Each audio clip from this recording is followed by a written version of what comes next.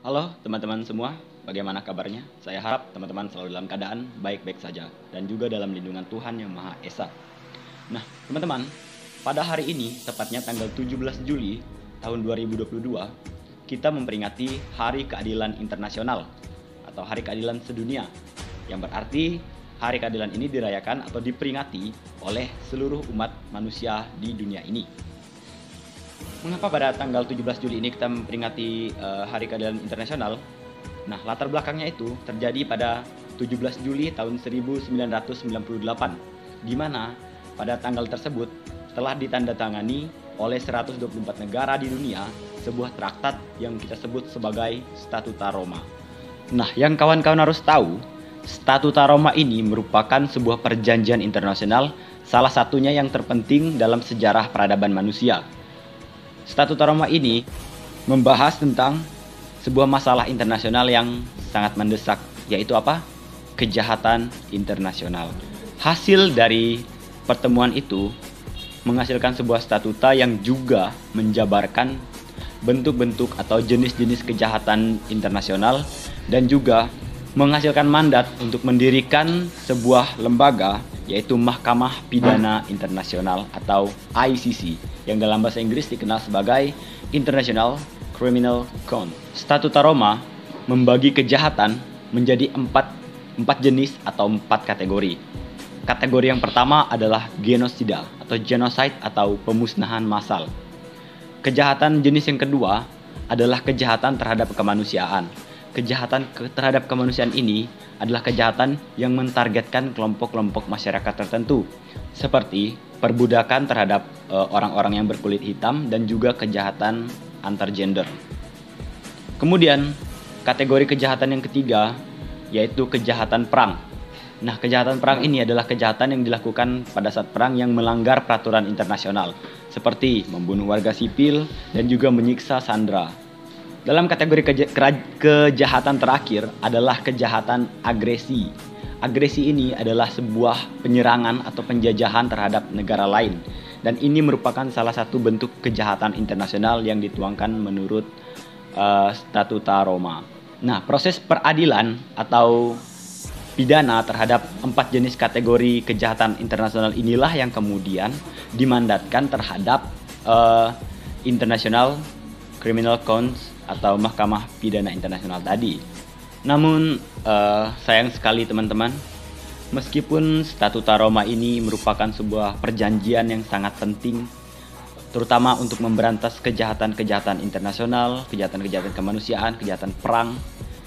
Namun dari 120 negara yang telah menandatangani Statuta Roma, namun hanya 60 negara yang mengadopsi atau tunduk kepada Statuta Roma ini.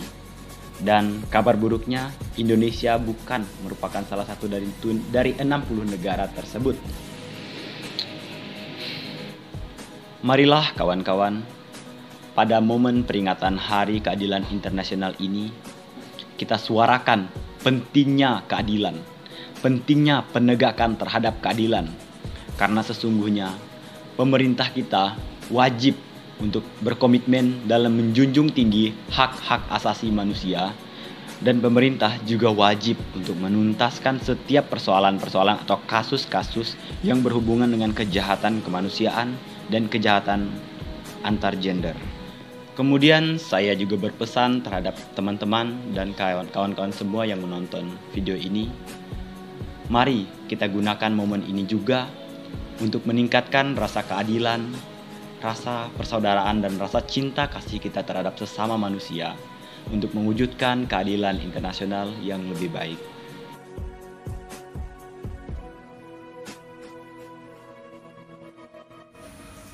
Berbicara tentang keadilan internasional, perdamaian dunia merupakan suatu gagasan adanya kebebasan, perdamaian, kebahagiaan bagi seluruh negara dan bangsa, meliputi hak asasi manusia atau HAM, politik, agama, budaya, ekonomi, dan mengakhiri segala bentuk pertikaian.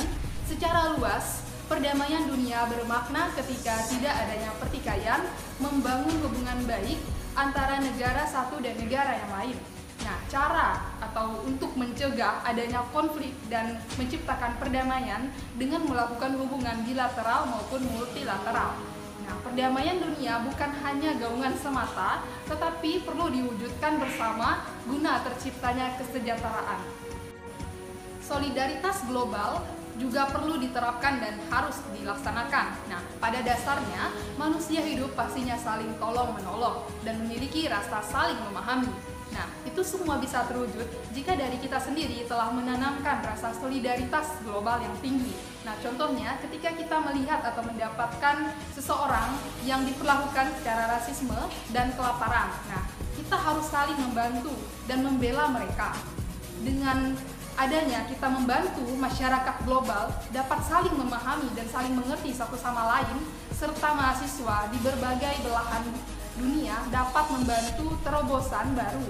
Hal tersebut agar terciptanya masyarakat global yang saling bersinergi serta mencapainya tujuan ideal dengan berlandaskan rasa perdamaian dan kebersamaan serta saling memiliki dan menghargai satu sama lain. Indonesia sebagai negara non-blok berperan dalam menjaga stabilitas perdamaian di dunia, seperti halnya di Timur Tengah.